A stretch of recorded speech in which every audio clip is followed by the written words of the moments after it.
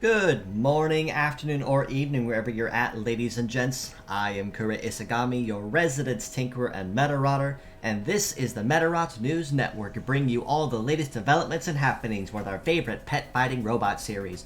Now this week there wasn't a whole lot of new information that was highlighted or revealed, given that last week kind of showcased everything that we should expect within last week and this week with the ZOIDS collaboration that has been going on for 1 week now.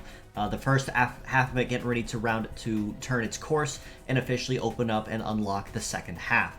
But with that being said, we still do have quite a few pieces of rather exciting information that were showcased, and a particular question that I have for the viewer audience here as another possible outlet for me to give back to the community and something I can work on. But more on that when that time does come. That being said, let's go ahead and jump right into what was announced for this week and highlighting the second half of the ZOIDS collaboration with Battle of the Mecha Beast Part 2. Starting up with the Gacha Banners, naturally G-Spino will be going live this week with the kit of Ghost, Power Hammer, Longshot, Biped Legs, and the Mariner leg ability. If you'd like more information on him, do tune in and check last week's video uploads, as I did do his analytics and his grading last week with B. Liger, as those two went live. Now, one other thing you may notice is that I'm using the term G-Spino and not J-Spino. That was actually requested not long after release of the initial videos on the official channel in request to officially change the name to G-Spino, and thus he will be named as such officially going forward. But in addition to him going live, B. Liger will also be sticking around for another week for those that are in need of him or have not snagged him yet. But in addition to the two collaboration bots, we also will be seeing some reruns of particularly more ambiguous models that have not really seen a lot of light or a lot of gameplay in light of recent events and gameplay. But of course, two of those will be the Medarot DS starters, Pt.2 Gun Nose with a kit of Napalm, Power Rifle, Mega Gatling, Biped Legs, and the Assail leg ability. And then behind him, we also have KWG-10 Sanjuro with a kit of Commander, Charge Blade, Thunder, Biped Legs, and the Dead or Alive leg ability. And then last but not least, we also do see a rerun of everybody's favorite saber-tooth tiger type, STG-0 Smilodon with a kit of Shoot Trap, Claw, Hammer, Biped Legs, and the Bloodstain leg ability. Now honestly, of the 5 listed here thus far, you still do want to shoot for the collaboration models first, as usually those models are guaranteed very likely to not come back anytime soon, if at all, and those naturally will take higher priority. But it is, like I said, nice being seen, seeing the Medarot DS starters, Gun Nose and Sanjuro. Smilodon actually was kind of expected though, if I'm honest, since last week we were showcased that he is getting a special skin for the collaboration. So we kind of figured he was coming sooner than later at some point before the event did officially end. But it's not just these 5 in particular that we will be seeing this week, as we also will be seeing another rerun and a brand new bot, coming kind of out of left field from the days of Medarot 9, relatively similar to Asterios last week from Medarot 5. It is RAN01 Rhino Dash with a kit of Pile, Double Guard 500, Wheeled Legs, and the Adversity leg ability. Definitely changing up the norm in comparison to his counterpart, to his earlier predecessor, Rhino Rush, with a little more of an offensive kit, while still maintaining just a little bit of the heavy armor. And in addition to him, we are also seeing a rerun of everybody's favorite chameleon type, CMO02 Curly Veil, with a kit of Slip, Rifle, Conceal, Multi-Legs, and the extra magazine leg ability. Now naturally, as I said earlier, still stands, you want to shoot for B. Liger or G-Spino first, as they are the limited collaboration models, and very likely not to come back again anytime soon, whereas everyone else will have a chance to rerun or even have a chance to pick up with DX tickets if you do have the Row Battle Pass subscription online and active on your account. Honestly, with Rhino Dash in particular, it is nice to see him in particular but he really doesn't offer too much to forgive in comparison to his predecessor, Rhino Rush, who also is kind of tough on the viability end when it comes to how good he is or how good he is to make use of or even consider raising.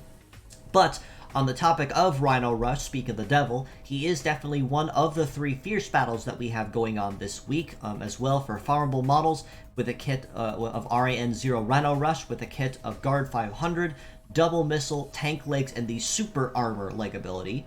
But not only him, we also see PTL0 Air Terra with the kit of Radar Sight, Double Sword, Flight Legs, and the Straight leg ability.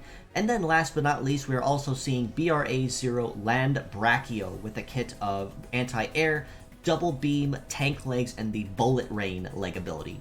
Now, Air Terra we also did fully expect was going to be coming sooner than later, as he also was teased to get a limited edition skin to commemorate the ZOIDS collaboration going on this week and as of last week. Honestly, with an MVP of the week, naturally you do want to stick around with Air Terra this time around, not just for the fact that he is getting a limited edition skin, but also because of the fact that the basic sword and conventional melee that he offers, as well as the passive ability on his legs, no doubt, no less, does make him pretty well balanced as your conventional melee fighter, as someone you could generally never go wrong with raising, or even taking the time to raise the parts of just to have him around as a just-in-case scenario. Behind him, I'd arguably have to give second place to Land Brachio, exclusively for his tank legs being one of the next better ones. Not the best or not great legs, but one of the better ones, primarily for your shoot nukers with Bullet Rain and the conditional buff that does offer. But moving forward to more information about the collab itself, as mentioned here, and just showcasing again the skins that are going live for Smilodon and Air Terra. As you see, Warbonnet skin is already been live in the convenience store's skin shop right now, available for purchase of 100 rubies. Not rubies, I'm sorry, 100 diamonds. B Liger skin also is already currently available at this point as a paid bundle for about 25-30 USD after conversion. G Spino's paid bundle skin will also be going live this week, in addition to Smilodon's that will also be joining the convenience store skin shop. Honestly, with the skins themselves, they do not offer any particular performance bonus or perk.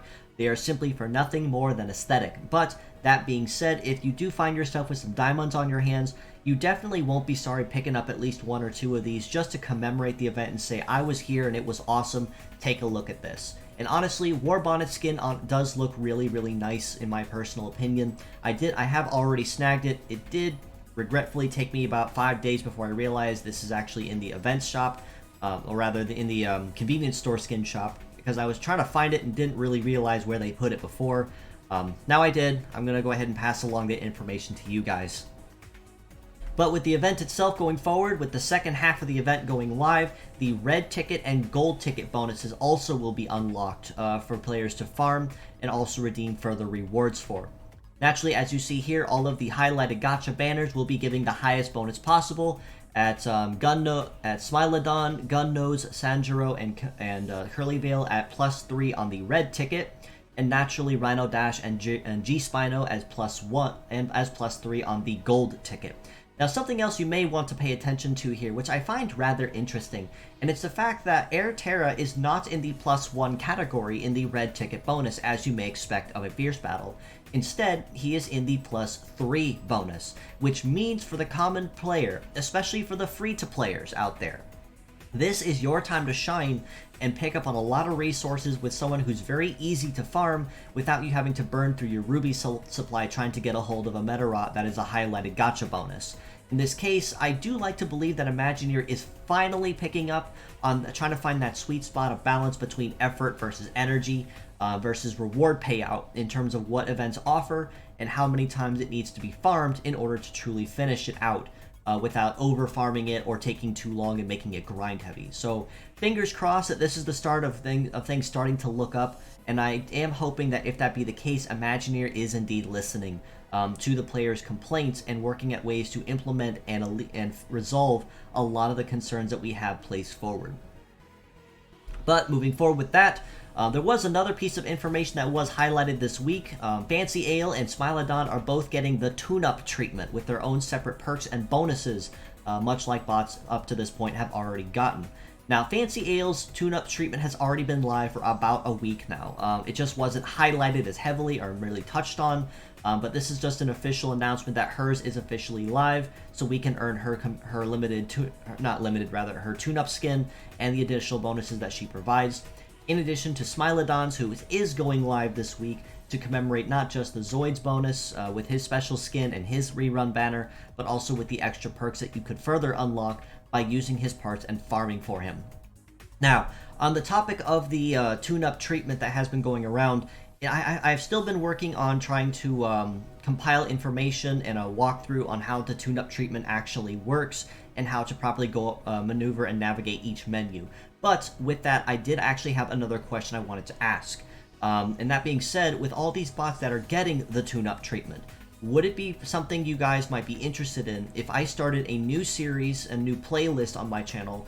Essentially, all it would be is just regrading, essentially grading all the Medarots that have gotten the tune-up treatment, but essentially regrading them, cross-comparing it to my original grade for them, in comparison to what they had before versus after with the tune-up treatment, and even suggest some possible builds for the tune-up output and the tune-up points to best maximize the bonuses that they offer.